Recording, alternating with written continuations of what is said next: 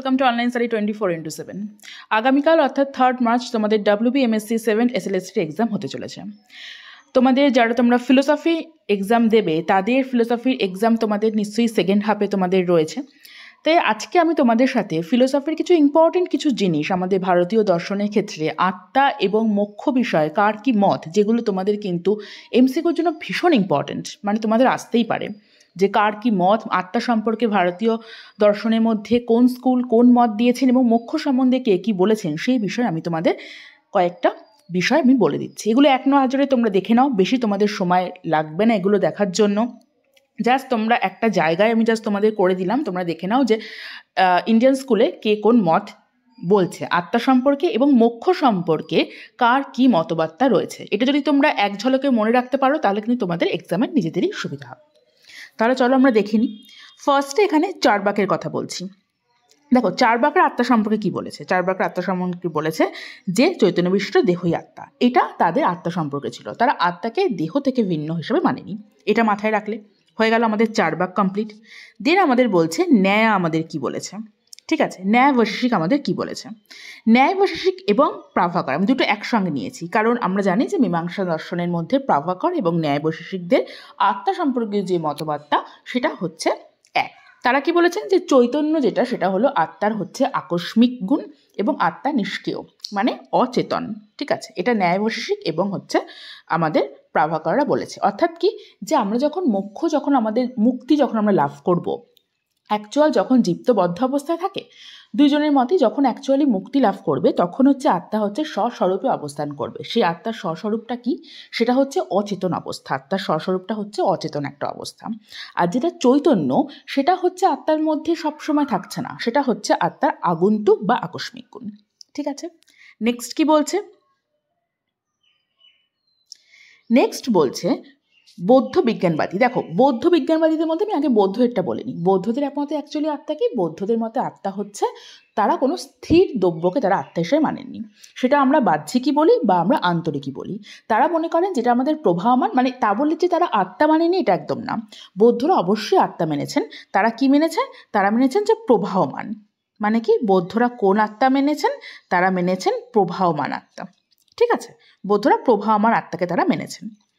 এবার এই বৌদ্ধদের মধ্যে যারা সৌতান্ত্রিক এবং যারা বৈভাষিক মানে তারা স্থবিরবাদ, তারা এটাকেই মানছেন। এবং বৌদ্ধ বিজ্ঞানবাদী আর মাধ্যমিকবাদী, বিজ্ঞানবাদী বা যোগাচরবাদ মানে যারা হচ্ছে ভাববাদের মধ্যে পড়ছে যে সম্প্রদায়টা, তারা মনে করছে আত্মা একটা মানসিক অবস্থার প্রবাহ।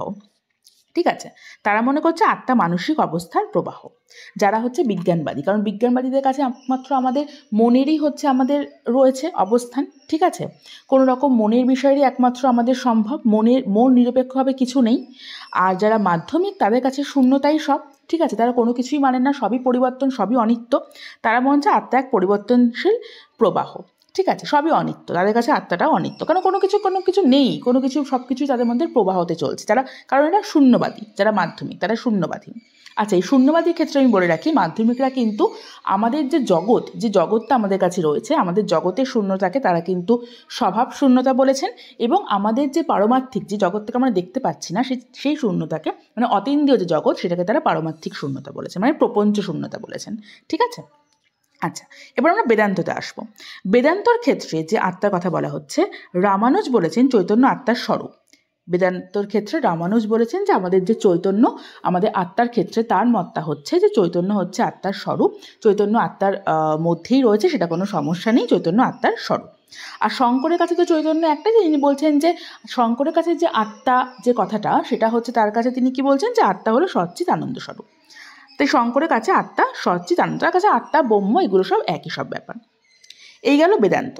এবার আমরা কি আসব, এবার আমরা আসবো আমাদের সাংখ্যতে। সাংখ্যর মতে কি বলছে, সাংখ্যতে বলছে যে আত্মা যেটা সেটা হচ্ছে একটা শুদ্ধ চৈতন্য। ঠিক আছে, কারণ সাংখ্যর মতে আত্মা বা পুরুষ আমরা জানি এক। ঠিক আছে, তার কাছে আত্মা বা পুরুষ সেটা হচ্ছে, তার কাছে হচ্ছে চেতন এবং এটা একটা শুদ্ধ একটা চৈতন্য তার কাছে। আর পুরুষ যেটা শুদ্ধ মুক্ত শুদ্ধ, এগুলো হচ্ছে আত্মা। এবার হচ্ছে আর আত্মাকে তিনি কি বলছেন, আত্মা সাক্ষী মাত্র, আত্মা হচ্ছে মাত্র দর্শক। ঠিক আছে, যেমন পুরুষকে মানে আত্মা পুরুষ তার কাছে একই, তাই তার কাছে এটা হচ্ছে সাক্ষী মাত্র। এবং হচ্ছে জৈন মতে আত্মা কি? জৈন মতে দেখো, জৈনরা হচ্ছে অনেকান্তবাদের যেহেতু তারা সাপোর্টার, তারা মনে করেন যে যে ব্যাপারটা যেটা রয়েছে, যে আমাদের যে আত্মা, তাদের কাছে বস্তুটা হচ্ছে মানে অনেকান্তবাদে যেহেতু তারা সাপোর্টার, তারা একদিকে সমস্ত আমাদের জগতের বস্তুকে চেতনা মনে করেন, অচেতন মনে করেন। তাদের কাছে আত্মা হচ্ছে চেতনধর্মী, ঠিক আছে? তাদের কাছে তারা আত্মাকে চেতনধর্মী হিসাবে নিয়েছেন। এবং যে তোমাদের কুমারীর ভাট্য মানে কি? আমাদের মীমাংসার মধ্যে আমি প্রাভাকরেরটা তোমাদের সাথে আলোচনা করে দিয়েছি। প্রাভাকরের আত্মা সম্পর্কে যে মত, ন্যায় বৈশেষিকদের আত্মা সম্পর্কে একই মত। কুমারীর ভাট্য কি বলছেন? কুমারীর ভাট্য আত্মা সম্পর্কে বলছেন যে আত্মা হচ্ছে আমাদের দুটি হতে পারে, চেতনা হতে পারে এবং অচেতন হতে পারে, অর্থাৎ আত্মা হচ্ছে যুগপৎ, ঠিক আছে?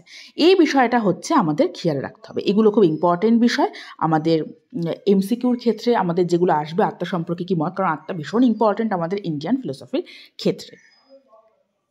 এবার আমি তোমাদের সাথে কি বলবো, যে কে কোন মুক্তি স্বীকার করেছে, মানে আমাদের যে জীব মুক্তি এবং বিদেহ মুক্তি দুটির মধ্যে কে কোনটা স্বীকার করেছে, কোন ভারতীয় স্কুল কোনটা স্বীকার করেছে, সেটাও কিন্তু ভীষণভাবে ইম্পর্ট্যান্ট।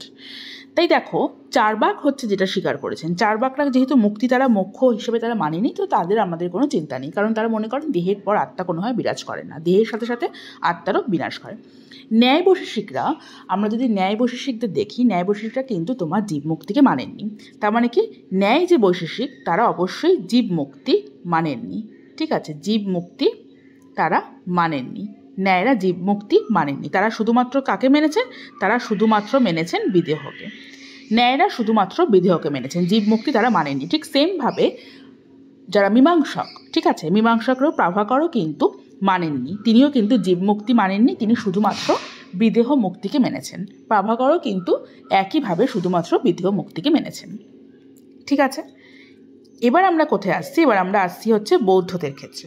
বৌদ্ধরা কিন্তু বৌদ্ধদের প্রত্যেকেই কিন্তু জীব মুক্তি মেনেছেন। বৌদ্ধরা কী করেছেন? বৌদ্ধরা কিন্তু জীব মুক্তি মেনেছেন, কারণ তারা মনে করেন যে আমাদের যখন আমরা বেঁচে থাকছি, সেই বাঁচাকালীনই যদি আমরা সমস্ত রকম তাদের যে অ্যাকচুয়ালি যে নির্বাণ, সেই নির্বাণ যদি আমরা অষ্টাঙ্গিক মার্গের সাহায্যে যদি আমরা নির্বাণটা লাভ করতে পারি, তাহলে আমাদের জীবিত অবস্থায় আমাদের মুক্তি লাভ সম্ভব। তাই বৌদ্ধরা মেনেছেন।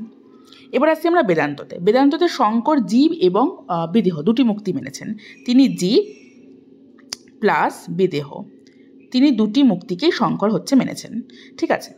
কিন্তু রামানুজকে যদি আমরা দেখি, ঠিক আছে, রামানুজ কিন্তু শুধুমাত্র বিদেহ মুক্তিকে মেনেছেন। রামানুজ শুধুমাত্র বিদেহ মুক্তিকে মেনেছেন, তিনি কিন্তু জীব মুক্তিকে তিনি মানেননি, ঠিক আছে? শুধুমাত্র বিদেহ মুক্তিকে মেনেছেন। এবার সাংখ্যেতে আসি। সাংখ্য হচ্ছে জীব এবং বিদেহ দুটোকে মেনেছেন মুক্তি হিসাবে, তারাও জীব এবং বিদেহ দুটিকেই তারা মুক্তি হিসাবে মেনেছেন।